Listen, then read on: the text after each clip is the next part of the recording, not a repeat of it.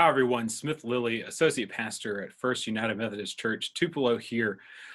We here at FUMC Tupelo for the last several years have been working on beginning a more intentional process of discipleship, and especially discipleship in small groups. All of that was really coming to the fore here this spring. We had identified some folks who were interested in being group leaders, and we were ready to get that going this year. And now we have some rather different circumstances. But it seems to me, at least, that the need for what we were trying to do is just as much there now as it's always been.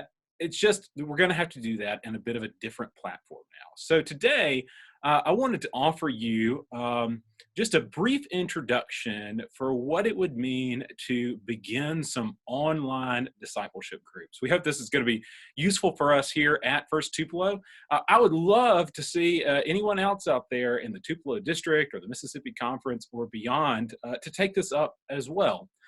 So we just have a little bit of a way to get us going here. What we'll do today is talk through a little bit of what it would mean for us to begin some online discipleship groups. We're calling this Online Discipleship Groups, a guide to the perplexed. Now, maybe you are not perplexed. I'm sure you know exactly what you're doing. But we hope that this will be helpful, that it'll clarify a few things about what we're hoping to achieve, that it'll give us a vision for the future and the steps ahead together. And I hope be a real blessing in a time of particular need, but really, something that we need all the time as the church. So what do we mean? What are we going for with an online discipleship group? It might be helpful to break it down a little bit. So what we're trying to do is, to take small group discipleship, to the internet. But really, that's just a means to the end. Our goal is not to be online. In fact, I would really prefer for us all to be able to meet together in person. That's not to say that it's not really valuable and sometimes necessary for us to go by, the internet so we can make this happen. I'll tell you a little bit more later about my own covenant group that we've met through Google Hangouts online for years now. So it's not to undermine or denigrate the means here at all, but I do want to say that meeting online now and in the future, it's a means to an end. The goal isn't to be on the internet somewhere.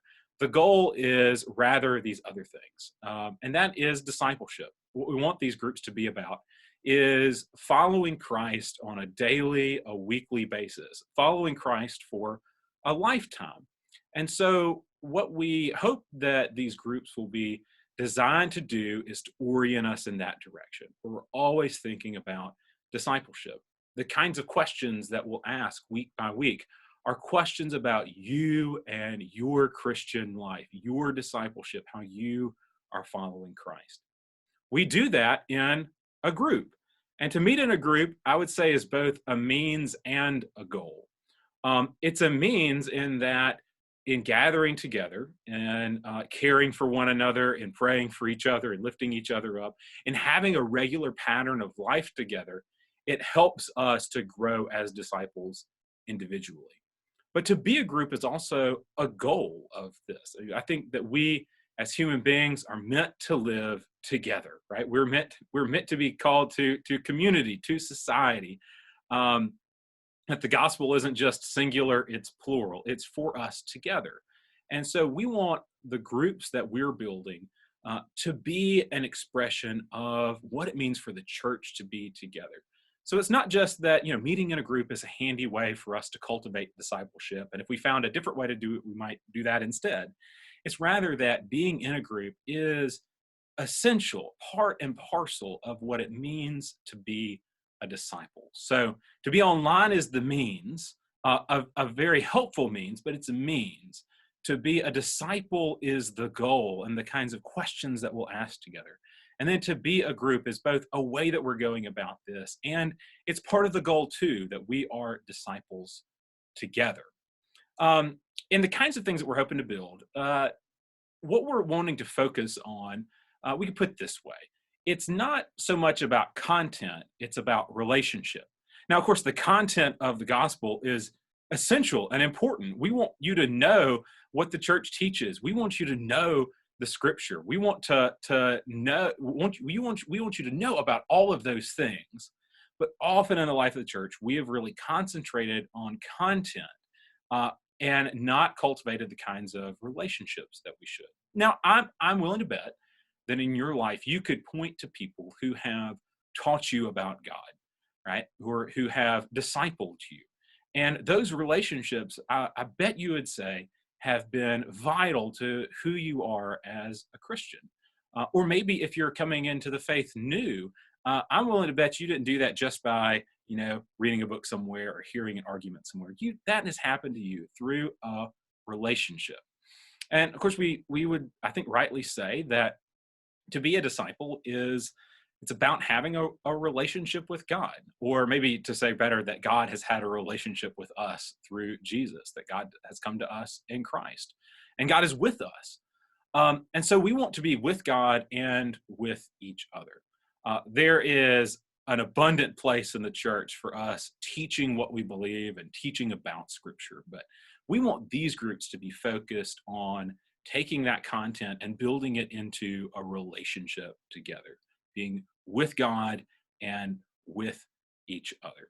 And at least I found that in the groups that I participated in, my sense of the presence of God is felt much more powerfully through those relationships than maybe any other place. So we need not just content, we need relationships. Paralleling that, I would say it's not just about information, but about transformation. Uh, you could read a book, you could hear thousands of preachers who are better than I, right? You could find all kinds of places to get information, but transformation happens when we're together. So we want to go from learning to growth. We want to not just take in things about God. We want to grow as the people of God. And so the last thing I'd say about what we're trying to do is that what we're trying to do is to recover a vintage Wesleyan practice, a classic the thing that Methodists have done in their history and at our most alive and vital times. We may be doing this in a new way by meeting through Google Hangouts or Skype or Zoom or something like that. But the real essential of what we're doing is something that goes to the very core of who we are as Wesleyan Christians. In the early Wesleyan movement, to be a Methodist was to be a member of a class.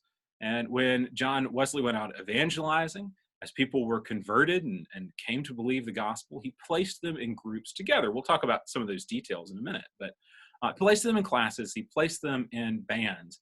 They had a life of covenant discipleship with each other.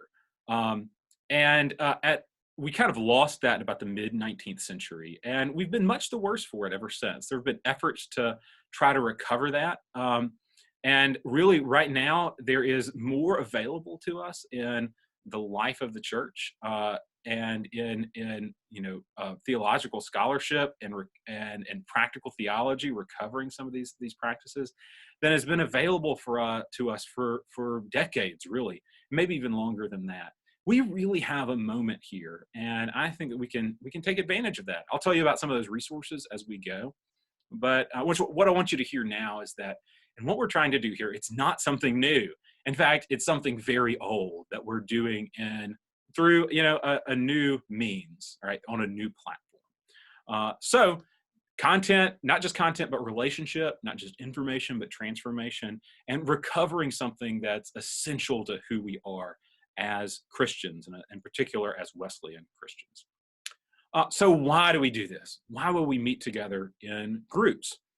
Well, the first thing I would say, to borrow a phrase from Wesley, is that we want to watch over one another in love. We want to care for one another. We want to help each other cultivate a life of discipleship. When we do that ourselves, we will find that we grow too. It's about expressing that kind of love in the church. The other thing I'd say is the why behind covenant discipleship is long-term growth as a disciple. It's one thing to take in some content or information. It's another to take it all deeply into you, where it really changes you and sustains you. I found for me personally that the best practice that I've had in my spiritual life over the last several years is meeting together regularly with another group who can tell me when I'm off the tracks, right? Can encourage me, can tell me when I'm not crazy, right? And who can support me. And I meet with my own covenant group pretty much every week, and it's been just incredibly valuable for me. The last thing I'd say is that doing this, gathering together in small groups, is about being the church. Whenever someone is baptized, we make these promises to them that we will encourage them in their life of discipleship. For someone who isn't able to, when they're baptized, to make a profession of faith themselves, that we'll cultivate them toward that, right? And that when anyone joins the church, that we will love and encourage and support and welcome them as a disciple. Well, if you're in a church of our size, or really a church that's larger than about a dozen people, it starts to be really hard to do that. I can't possibly know everyone's life as a pastor. We have, around 500 people here on a Sunday. There's just not enough hours. But I think that we should mean it when we say those things that we say when someone is baptized. We should be there and be the church for them. Really, the only way for that to happen is for us to find smaller groups who can gather together in a regular pattern to encourage each other in lives of discipleship. I would have it that everyone would be a member of one of these of some kind of discipleship group, right, in person or online, that would support and sustain them for a lifetime of discipleship. That's what it is to be the church. It's to gather together. I think it's something that's really captures the core of what it is for us to be the church together. So watching over each other in love, supporting each other in long-term growth as a disciple, and really being the church and living into the promises that we make to each other. George Whitefield, great, Methodist evangelist, though of a different theological stripe than John Wesley. He was a Calvinist, but he began with Wesley at Oxford, and they remained friends, though sometimes with a bit of a tumultuous relationship through their life. Whitefield was reputed to be the greatest preacher of his age, that he just had this incredible voice and incredible delivery. And what Whitefield said of Wesley is that those who were awakened under his ministry, he joined into societies and thus preserved the fruit of his labor. This I, Whitefield, neglected, and my people are a rope of sand. Wesley bound people together, and it sustained them in love, it sustained them in long-term discipleship, and it grew them into a church. And so I think we should harken back to Wesley's model and be a part of societies, as Whitefield put it. Yes, by the way, I did pick the absolute goofiest picture that I could find of George Whitefield. So there you have it. So who is this for? The first thing I would say is it's not a one-size-fits-all approach. You will see that in the different options that are sort of on hand for how we might go about discipleship groups. Some groups historically have been mixed in age and gender. Classes or class meetings in the past were usually about a dozen people. They're basically geographical groups. If you lived near each other, you were in the group together. And it would be of mixed ages and genders.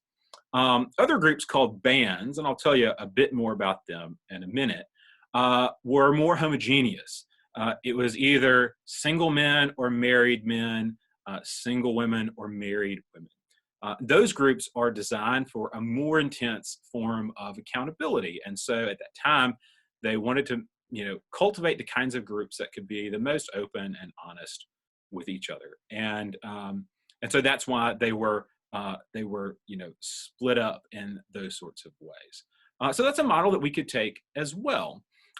So we could have a group of mixed ages of all across the spectrum, right? We could have a group that's just men or just women. I think all of those can be valuable. So we don't have to take just one model there. We really anybody and what they're interested in doing. I'd say now that these groups can be short or long term. We don't know how long our current situation is going to last. And so we might have a short term group that's for the duration of not being able to meet together in person. And I would love for a group like this to take off and meet long term, whether online or in person. Of course, life will bring us different things. Someone may move, someone may, have something else happen in their life. I would love it if the kinds of groups that we begin to build would reach beyond the local church. It's not just for First UMC Tupelo people. Invite your friends who may have no church, right? And invite them to be a part of it with you. Some people are uncomfortable coming into a church for the first time, but they may be more comfortable coming to a friend's home and hearing people be sort of open about their own life and their own struggles and their own successes as a disciple. I think it could be a really powerful evangelistic tool. So, in terms of what we're trying to do at First Tupelo, I would say this: we are interested in the group you want to gather together. We're looking for leaders who can take this model, find some people, and begin to and reach out to others, right, and begin to gather together. If that is a mixed age group, we've had a couple of people express an interest in doing that. Take it and run with it. If you're interested in having a men's group or a women's group, that's very welcome as well. This is going to be the most effective and most powerful, not if I organize it, but if the leaders of our classes can take it and run with it and invite people to be a part of it with them. As you'll see as we go through this, you don't need the gift of teaching, right? All you really need is a willing spirit and maybe the gift of hospitality. Now, when I say hospitality, kind of another warning there. While we're meeting online, your house can be a wreck in the background, right? As we meet, and if this goes on and we are able to meet in reality too, hey, let your house be a wreck. Don't get hung up on having to be like the perfect, social host. This is about opening our lives together, and so I think sometimes we can be hesitant to play host to people because we want to put our best foot forward. We're not looking for your best foot. We're looking for your most open and honest foot, right? And so be willing. We hope that we can find people who are willing to be those who gather others together and welcome them and help cultivate in them the desire to be with each other, right? And all of our mess is figurative and literal. We as a church want to equip and encourage you as you go. We're here to provide you resources. We'd love to come and see what's happening with you, provide advice and counsel along the way, be a part of it along the way. I'm part already of a group of young adults here, and we're getting less and less young. Some of us have gray hair or losing hair, right? But alleged young adults who are meeting together in a group, right? So we have a little bit of that going here. We'd love to be a part of that with you too, so we can equip and encourage you as you go. But what we're really looking for is people who can take this and run with it, and that we can cheer you on along the way. So that's the who. The who is basically everyone, anyone, you. We want this to happen, and we need you to make it happen. So how? How do we go about this? Let's talk about a couple of models. We'll talk about some sort of practical and theological models, and then we'll look at some of the technological ways you can go about this. The first thing I would recommend, and this is my absolute strongest recommendation, is to go at the model of the class meeting. Now, I recognize when I said the word class meeting, your eyes may have glazed over it. It may have sounded a little boring. This is kind of the original term for it. You don't have to call it a class meeting. When people hear class now, they think of learning something. But it's really more about being classed together, right? That you are associated with each other.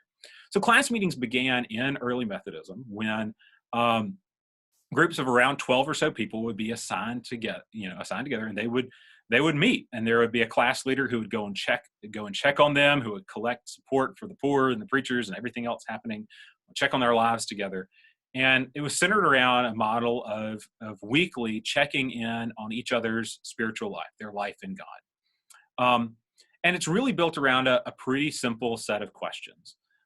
Imagine this: you meet in a group with another, set of people, a dozen people, and you go around, you pray with each other, then you go around the room and you check in around some pretty simple questions. How's your life in God? Have you felt God's presence in the last week? Where are you seeking guidance from God? It's that simple. That's all you have to be able to ask. Now, I realize that as people get together for the first time, and in my own experience, kind of watching this, people can be a little hesitant, a little reticent at first. But as you develop relationships with each other, you're going to be able to answer this question better and better, more and more. In the book, The Class Meeting, that Kevin Watson wrote about kind of recovering this practice, he gives sort of an 8-week step-by-step guide to beginning one of these classes. I'll tell you more about that book in a second. But he kind of ramps you into this question. It might start simply, right? How close are you to God on a scale of 1 to 10 this week? Right? Get you a little more willing to talk and get to know each other. As people open up, you'll really be able to share with each other, share a life together around these questions. And I think you'll find it encouraging and supportive and really powerful in your life. That's as simple as the class meeting is. It's answering this question with another group of people. And you can imagine how you can do that by being present with each other in person and even online, right? So I really recommend that as groups get started, and maybe just for the long haul, to do this model of being in a class meeting. I think it's just one of the best things that we have in our tradition and one of the best things on hand today.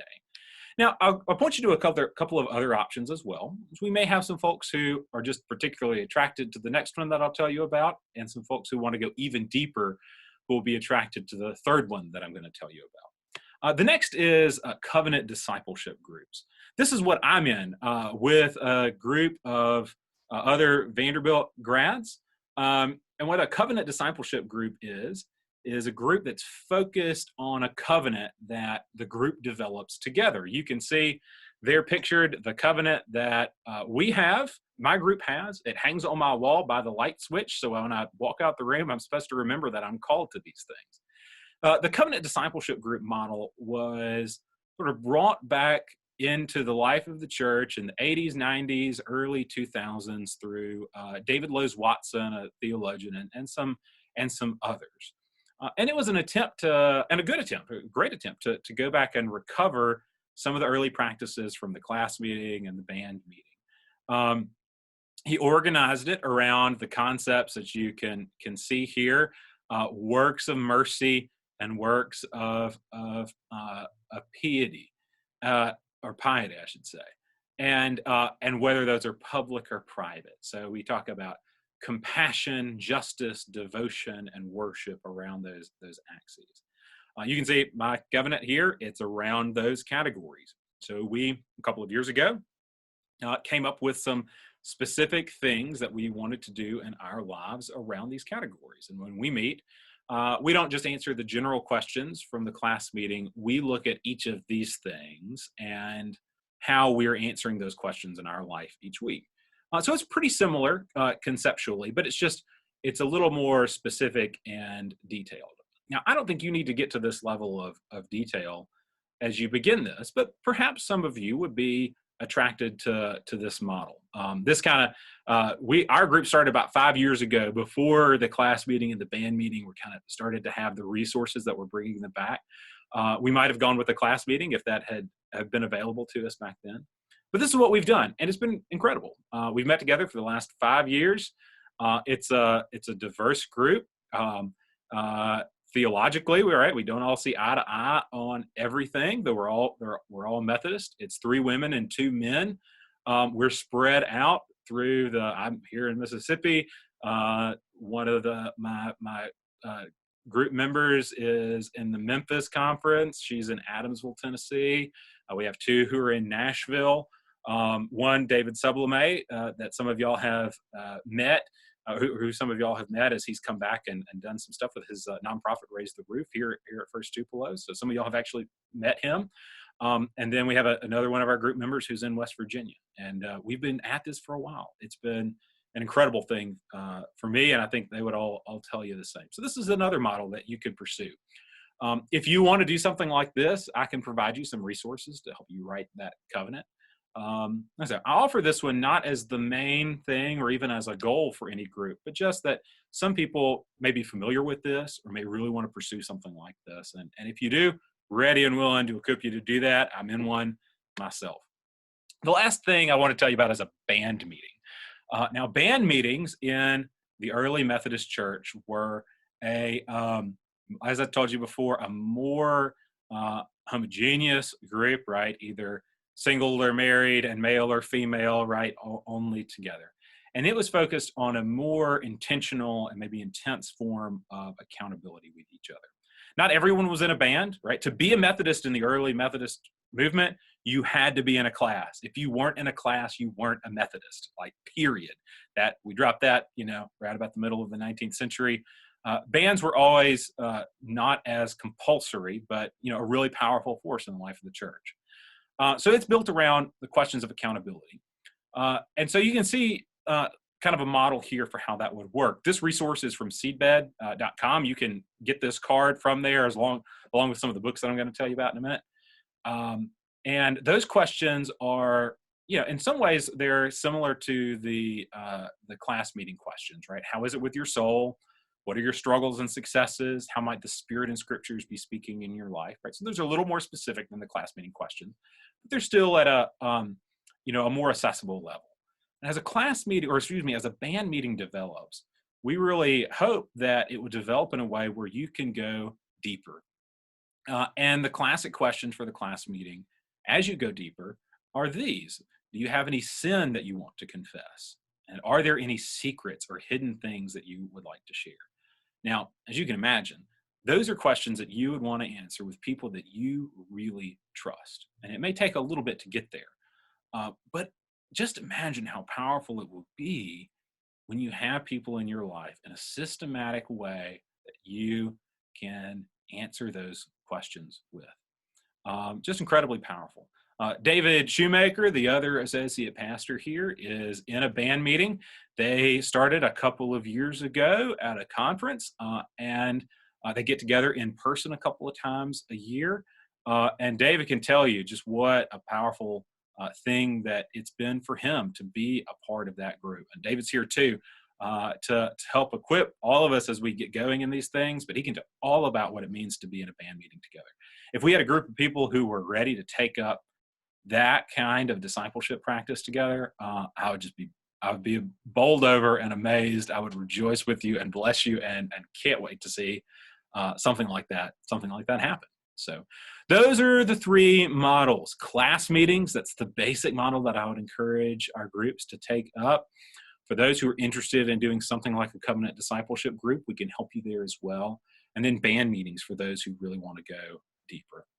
So how do you go about this technologically speaking?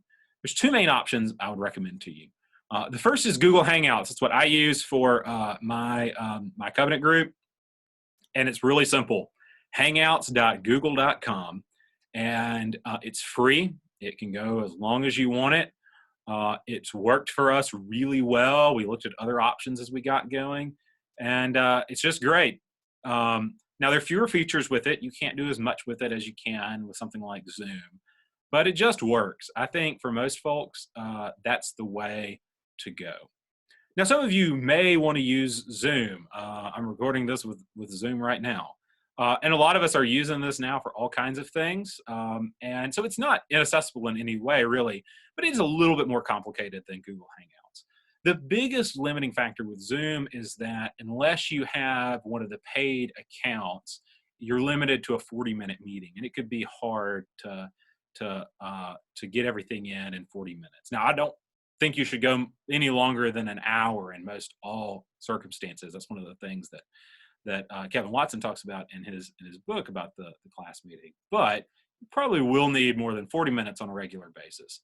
So the basic tier for that, it's like $15 a month. We do have a church account that we can use, but you can only do one meeting at a time, so not everybody could do that. And it has some more features, screen sharing and things like that. So you might want to look at Zoom as well. I think for most groups, though, Google Hangouts is the way to go. Now, occasionally I hear from people, I'm not very good at technology. I'm just not into computers, that kind of thing.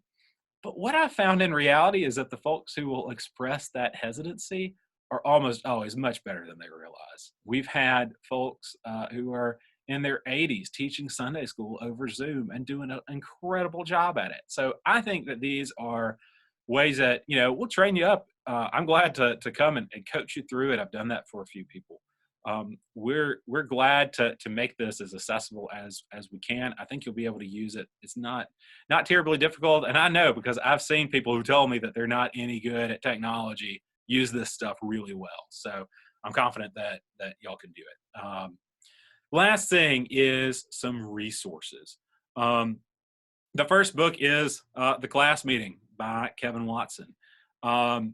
Kevin was here early in the year. Those of you at First UMC Tupelo will remember.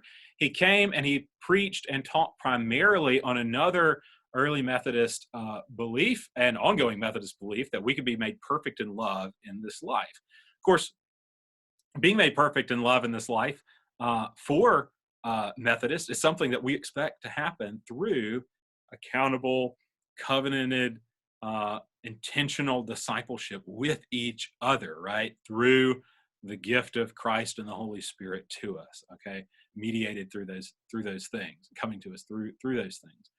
So these things really go hand in hand. He mentioned a little bit while he was here at the class meeting and the band meeting too, as a way that we live out that belief, that we would expect God's love to grow in us in our life.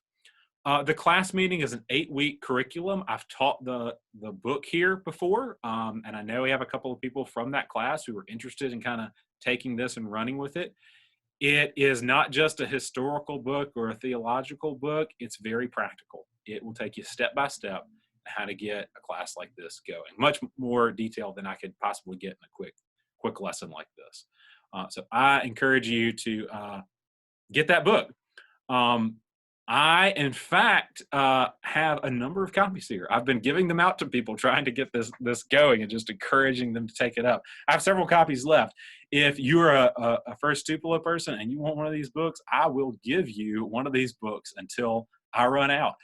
If you let me know, Smith at fumctupelo.com, I will make a home delivery, and it will be the highlight of my day to do that. So take one of these books. I think it's the best model. You can get that from seedbed.com. I think you can get it on Amazon as well. In fact, I'm sure you can get it on Amazon as well. You can get it at your local bookstore. They'll be able to order it for you, right? So this is the best resource to me is the class meeting.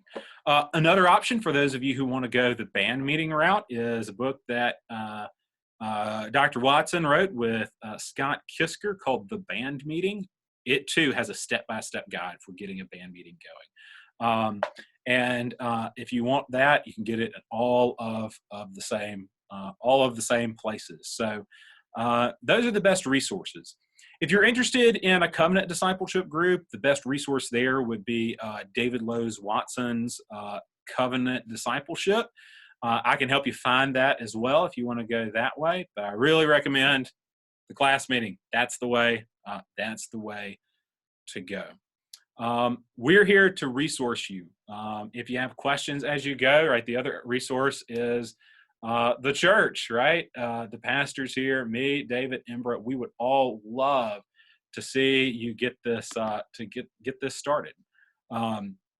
So take it up. We're ready for some people to take the baton and to run with it. We're ready to be your coach. We're ready to be your cheerleaders. We're ready to be your cheering section. Right? We're wanting to see this really take off. So if you're interested in getting something like this going, email me, Smith at fumctupelo.com, or call me at the church. They'll get you in touch with me. I'll probably have to talk to you from my house. But we are here for you. We hope that people will take this and run with it. I believe it can absolutely transform our lives individually and as a church if we take this call seriously and deeply. It's been one of the best things for me as a disciple, and I want the same thing for you that I have had. So let's do this, guys. Grace, peace, and mercy be with you all in the name of the Father, Son, and Holy Spirit. Amen.